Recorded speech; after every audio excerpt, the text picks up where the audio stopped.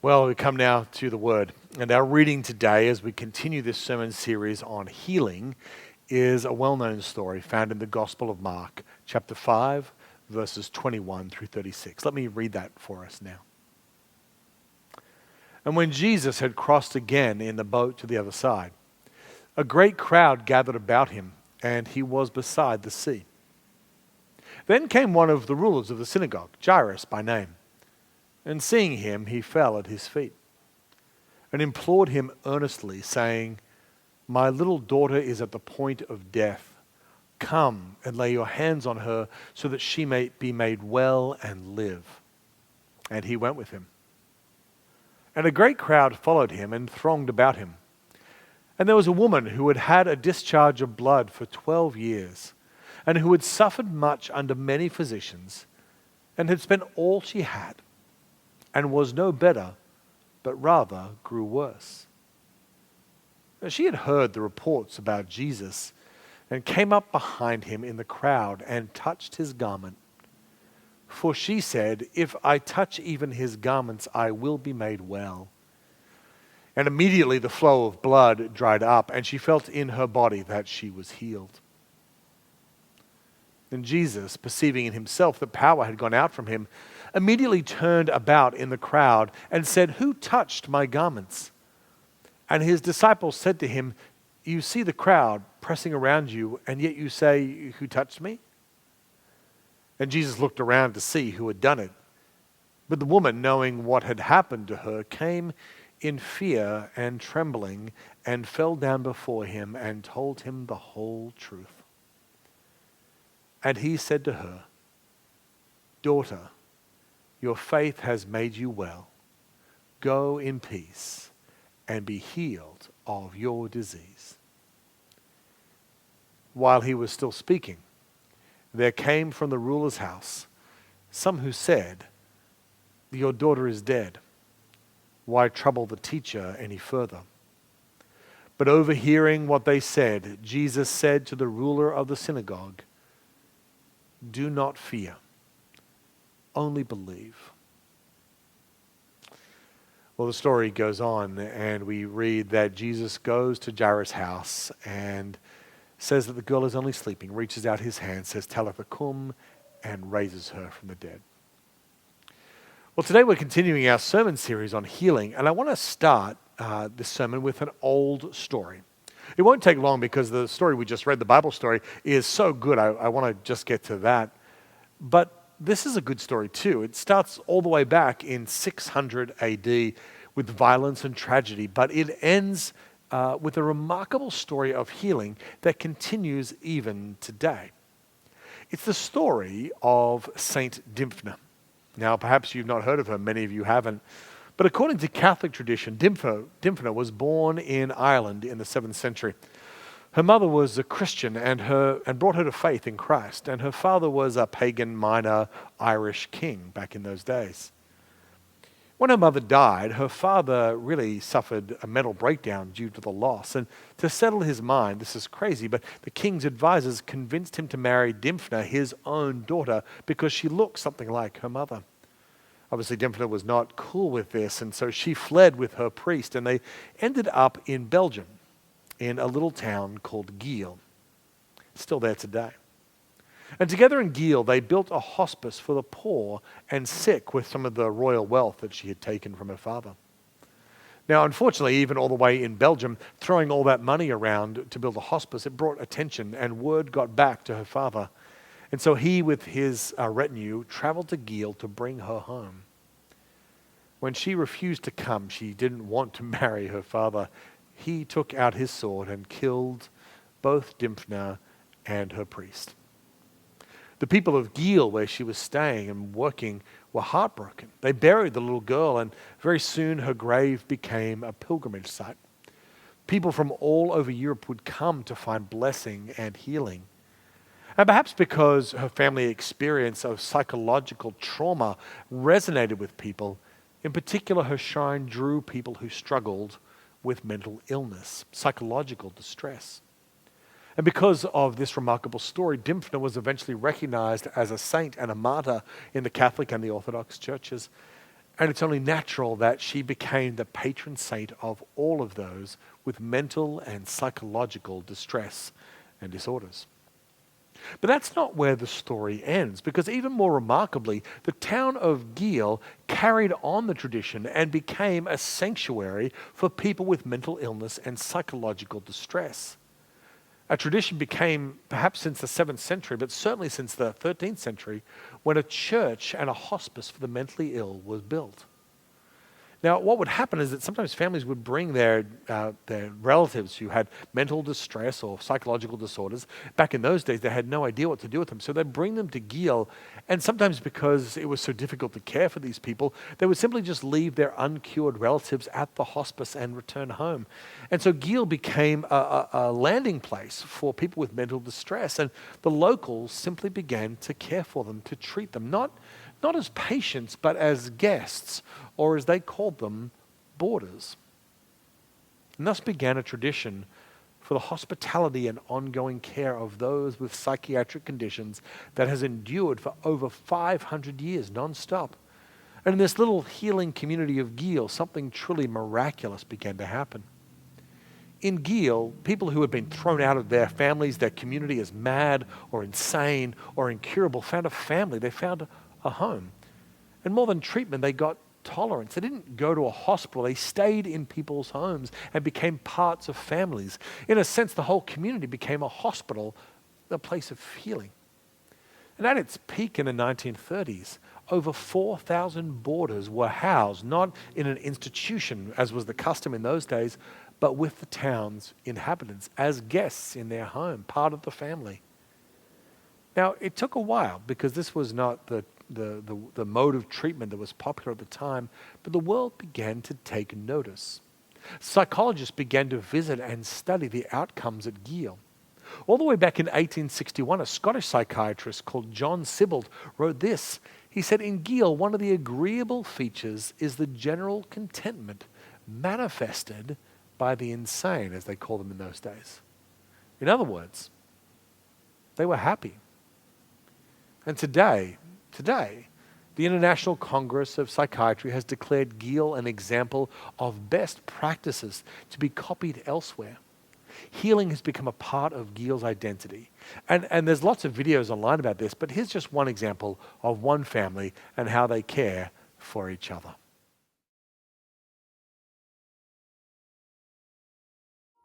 For more than 700 years, residents of the town of Geel, north central Belgium, have welcomed people with mental illness into their homes to live as family. The boarders, as they are called here, are placed in homes by the government-run psychiatric center. We traveled there not long ago to see what lessons Milwaukee could learn from this little town. That's where we met Tony Smith and her husband Arthur. They share their home with Dis, who is 87, and Luke, who is 49. And they said, we've got an older man and we'd like to give him a couple of years left of his life in a happy home.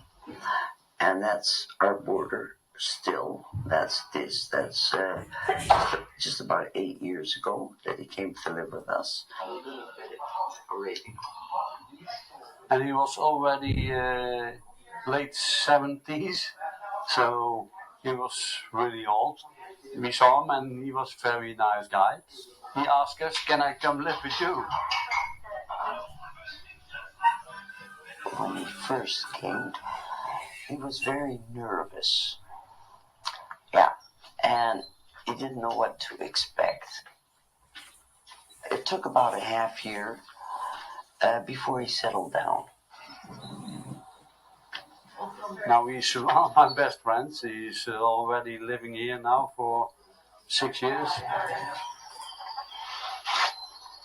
I can depend on him whatever I want. We're doing things together. I couldn't think living without him because he's now a part of the family, and that's the main thing. It's that you have to accept him. Luke is like related to him, and I think that's Luke is also looking after him when they go out to a cafe or something. He's always looking after this. When he has some arguments with other boarders, Luke is standing in for him. This also feels like he made a testament for Luke. When he dies, all his money goes to Luke. Strangers don't do that. The story of Gil tells us something remarkable and so true, that healing is always a story of community. Healing is never a solitary act. It's in if our community is healed and healing, if our community is a healthy place, our individual sufferings, as difficult as they are, will become more bearable. But if our community is fractured and sick, then any solitary healing will be short-lived. Today we read of two gospel healing stories that are weaved together in one miracle. In this story, there are two remarkable instantaneous miracles: the healing of the woman with the issue of blood and the raising of the dead of the young girl. With a mere touch, perhaps even accidentally, Jesus heals a woman who'd been suffering from a hemorrhage for over 12 years. And then, without a care in the world, Jesus waltzes into the dead girl's room, reaches out his hand to a little girl, 12 years old, and says to her, "Talitha kumi," "Honey, little girl, get up." And she gets up. In fact, the healing and the resurrection are so simple and powerful that it's a wonder that the rest of the story is necessary. But it's between these two healings that we find Jesus pulling off a more difficult miracle. Jesus, in healing the woman and raising the girl from the dead, is doing those things together, is knitting together a deeper wound, bringing healing to a whole community. The woman we meet in the story with the issue of blood, the hemorrhage, is on the outside in every sense of the word. She is suffering from an unspecified bleeding illness. The loss of iron, the tiredness, the pain must have been overwhelming. And even worse, in her culture, her bleeding made her unclean, unable to attend the synagogue, the center of her social world. And as so often happens, her physical ailments start to drain her resources as she spends all she has on doctors. But treatment after treatment fails. Some of you know that merry-go-round. You see, illness never stays just in the body. It invades our minds, our relationships, and our sleep. It robs us of peace, of experiences, of freedom. I mean, you watch the commercials of medicine and you see the ways in which they focus on not just the particulars of an illness, but the way it impacts the whole person's experience of life. Even mild ailments like a toothache or a sore foot can disconnect us. When we're sick, we move slower, we talk quieter, we try less. Over time, a patient is no longer seen, maybe even no longer sees themselves as a person. They're just a list of complaints. And that's where this woman is. We don't even get her name in the story. Besides, who cares about this woman?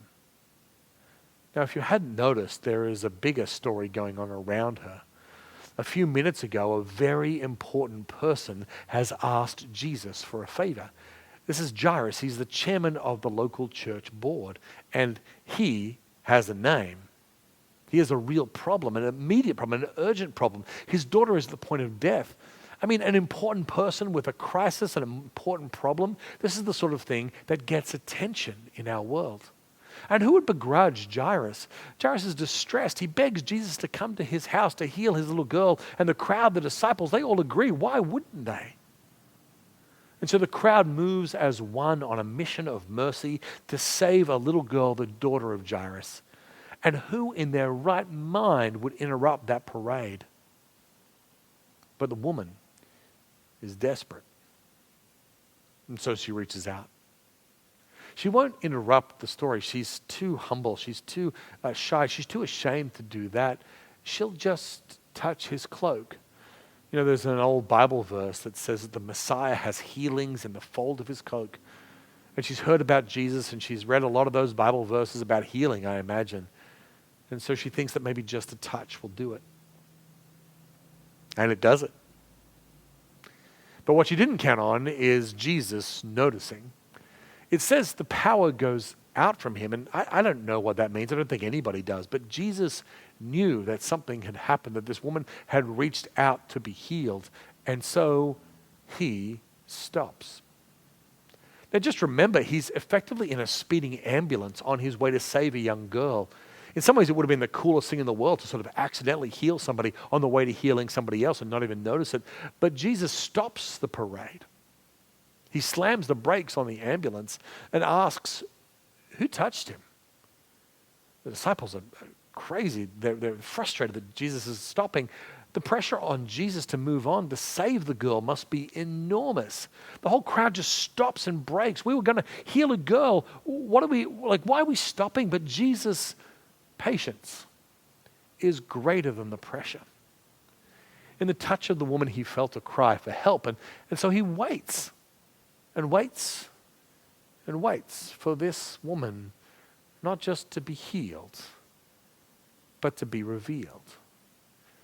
She comes forward eventually, just to end the embarrassment. And it says that she told the whole truth, all her pain and shame. And Jesus listens patiently in front of everybody. People had become tired of her story. Perhaps she had become tired of it herself. The same complaining story. Complaining how tired she was, how badly the last doctor treated her, how depressed she was, and eventually complaining how no one listened to her anymore. But Jesus listens to her whole story in front of everyone. If you've ever talked to somebody who's gone through a real medical, like a long medical process, to let them tell the whole story, that's always a long, long story. And this whole impatient crowd, eager for a greater miracle, were just told to stop, to sit, to listen while this woman shared her struggles. And very pointedly, in front of everyone, Jesus says, "Daughter, your faith has made you well." She is now a child of her people. Or in other words, she always was, but Jesus has restored her, renamed her as a daughter of the people of Israel. She is restored to community. No one is left behind for Jesus. Everyone matters. Can you imagine the patience of Jesus as he lets her slowly, hesitantly share her story? Jesus didn't just heal, he made her real for everyone around her. And that's the powerful patience that Jesus has with us. Jesus is not interested in drive-by healings. He's not interested in just healing our bodies. He wants to draw us back into community, to make us fully human again, where we are known and loved even with our frailties. Today, so often the medical process, as amazing as it is, can be dehumanizing because it treats us just as bodies. But Jesus, the church, wise people treat us as whole human beings. Jesus is not in a hurry, because it always takes longer to heal a whole person, to restore a whole person. And Jesus wants to heal the whole community, not just the individual. You see, the community didn't know that they were actually sick, that they were missing this person, but Jesus reconnects her to the fellowship. And it always takes a long time. I believe in miraculous, instantaneous healings. I've seen them. I pray for them regularly as your pastor. But it's important that our prayers for healing, I want you to hear this, are not just a cover for impatience, a frustration with the sick and the weak and the suffering in our midst. Jesus calls us to wait alongside those who suffer. And perhaps this is one of the reasons why Jesus leaves people unhealed in the present moment. Because that does a better job of healing our whole community by making us more patient. It's not a coincidence that the word for a person being healed and the word for waiting are the same. Patient. That's my prayer for our community. That's my prayer for me, honestly. That we would be a patient community who pray boldly for healing, but also abide with people through the kind of chronic illness, including mental illness, that is so common. And let's be honest, it's not just mental illness or physical illness. All of us need deeper, profound healing that just takes a lifetime. And so we need to be a patient community.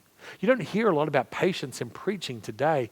But if you go back to the early 1st century, the 2nd century, the 3rd century, as the church was small and weak in the eyes of the world, they kept preaching about the importance of patience, that God is doing a good work, but it takes a long time. That's also a kind of healing. I want to be in a community of patient saints, not just a community of the hurried healed. But let's be honest, as you know as well as I do, patience has a cost. When God delays healing, that has a cost. And Jairus experiences this cost. You see, we haven't forgotten about Jairus, nor his little girl, and nor has Jesus. Can you imagine how hard it was for Jairus? How difficult that moment was, waiting for this woman to reveal herself, to finish her story, waiting for Jesus to move on, to heal his daughter. He didn't have a watch, but I'm sure he was just desperately looking at the time. We must hurry. Jairus doesn't hate the woman that stops Jesus. He probably doesn't even see her or realize who she is, but he doesn't have time for her. His need is pressing. He just needs Jesus to hurry, to put his foot on the accelerator and get to where he needs him to be. But then the worst happens. Messengers come and tell him the news he's been fearing, that it is too late. His daughter's dead. They shouldn't bother Jesus anymore. Jesus, it seems, has waited too long. We've all felt that, haven't we? That Jesus waited too long, that God didn't answer our prayer on time or in the way we needed. We've all been bitterly disappointed with God. But you see, Jesus is not done healing. He always has a bigger, longer, more profound work in mind. You see, Jesus wants to restore Jairus to community as well, because Jairus has been disconnected himself. It may not look that way. Jairus is surrounded by people. He's a VIP, a big man in his community. He's called the ruler of the synagogue, which was like the chairman of the church board. All he needs is his daughter to be healed, right? But Jairus is also suffering from the thing that many of us who are wealthy and middle class and well off, we suffer as well from this. You see, Jairus believes that he is self-sufficient, that he can solve his own issues, that if he just manages his life right, then all will be well. Now, even with his daughter at her deathbed, Jairus believes that if he can get the right professional, the right healer, the right medicine to come, then everything will be all right. To him, Jesus is a powerful contractor who is hired to get the job done. And he's found the right person at the right time, and he's made the right request in the right way. And if he can just get Jesus there on time, he will have managed the problem. So when Jesus doesn't go with Jairus' management, when Jesus prioritizes the woman and makes Jairus wait, well, that changes the relationship. Jesus is no longer a contractor. Jesus is never going to be a contractor. Jairus is now on Jesus' timetable. Jairus has to wait on him. It might seem cruel that Jesus makes Jairus wait. But Jesus wants to invite Jairus into the same community as the woman, the community of faith. He wants to slow him down, to help him see his deeper need. And he wants her to step forward and realize her deeper value. I mean, these two, Jairus and the woman, seem to have so little in common. On the one hand, a wealthy man, well-respected, well-connected, a family man with a name and a reputation. And she is a woman, no name, no one to look after her, just a sad story. But Jesus shows Jairus that at the end of the day, he is just as needy as her. He is desperate. And like her, he needs to be healed, to live by faith. When Jesus says to Jairus, "Do not fear, only believe," he is healing Jairus too. He is asking Jairus to have the confidence that Jesus is doing a greater thing, even than showing up on time and healing his daughter. It didn't make any sense to Jairus. He's too bound up in his pain, his fear, and I get that. Why wouldn't he be? But Jesus is a good doctor, and he knows what he's doing. He's not forgotten about Jairus' girl, and he's not forgotten about your children or mine either. He will never be too late to heal them, to restore them, to bring them home. For those of us who are most like Jairus, people who manage our lives, we can let our fears and pain drive us. We can be so afraid to be out of control. So instead of waiting for the broken and the poor and the distressed, instead of being patient, we panic and focus on our own needs. We don't trust that God is at work. But Jesus is doing a greater thing, and when he makes us wait, he's doing it in order to heal us, to bring us into the community of faith. He's doing this right here in the church. Jesus wants to heal Jairus, and he wants to heal us too. To heal us of our self-sufficiency, our fear, our impatience.